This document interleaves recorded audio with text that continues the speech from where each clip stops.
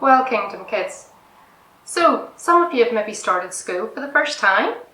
Some of you are maybe in P6, P7, maybe first year. But one of the things that I loved about school was reading. I couldn't get enough of reading. You have no idea how many books we have up the stairs. I found some books from my childhood that I thought you'd like to see. And these are only a few of them. There's The Gingerbread Boy. This is a very old book, as you can see. And it's all scribbled on in the back. I don't know who did that, but I love this one. Snow White and the Seven Dwarfs. Oh, this was a fantastic book. One of my favourites. I love the pictures in it of Snow White. And look at this. Fantastic pictures. This was one of my favourites. Now this one here is falling apart, as you can see. No pictures in this one. This is by someone called Enid Blyton. Maybe your mums and dads have read some of her books. It's called The Secret Island. I couldn't tell you how many times I have read this book. I still read it sometimes. Oh, what about this? Little House on the Prairie. Maybe your mum will know this one, maybe your dad. But it's set in the Wild West of America and I loved it. Nancy Drew. I wonder how many of you have heard of Nancy Drew. Nancy Drew was a private investigator, but she was a teenager. And I just loved her books. I have so many of them. Now, my very favourite book. Anne of Green Gables. Now, as you can see, this isn't an old book. As you can see, it's very new. I actually got this for Christmas last year. But I used to have this book when I was wee. And again, I couldn't tell you the number of times I read this book. I absolutely loved the story of Anne of Green Gables. Highly recommend it. Now, some books that I like reading aloud, love reading aloud. Harry McClary. Now, we got this book when James was a baby, and it was given to us by Liz and Robert Mullen, and I've never forgotten it. And I have them to thank for us introducing us to Harry McClary. It is fantastic, and I would recommend reading Harry McClary aloud because it's very funny when you read it out loud. Another couple of favourites. The Little Red Train. Any of you ever read it? It's very good. Again, all clickety-clack along the track. Love reading it out loud.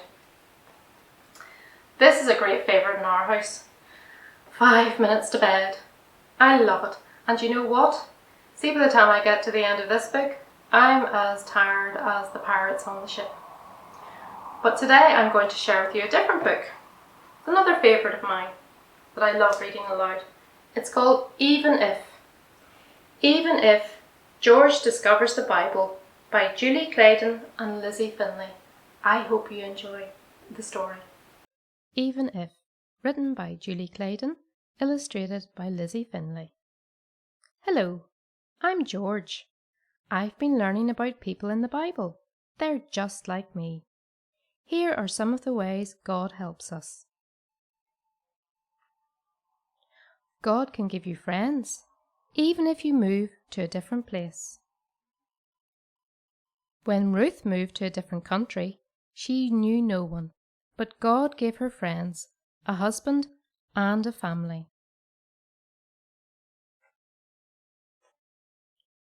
God can make you a leader, even if you're shy. God made Moses a very important leader, even though he was shy and didn't want to speak to the Pharaoh of Egypt.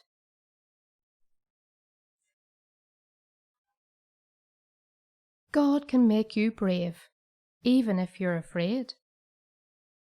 Gideon felt very little and very afraid, but God chose him to lead a small army and win a huge battle.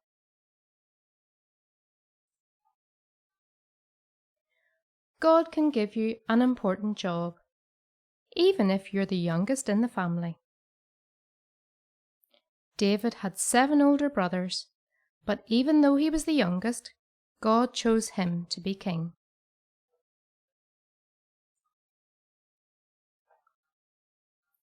God wants to spend time with you, even if you think you're busy. Jesus came to Martha's home.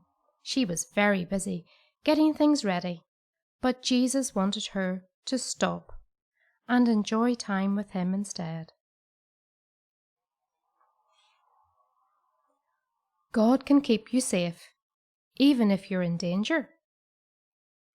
When Daniel was thrown into the lion's den, God sent an angel to keep him safe and the lion's mouth shut.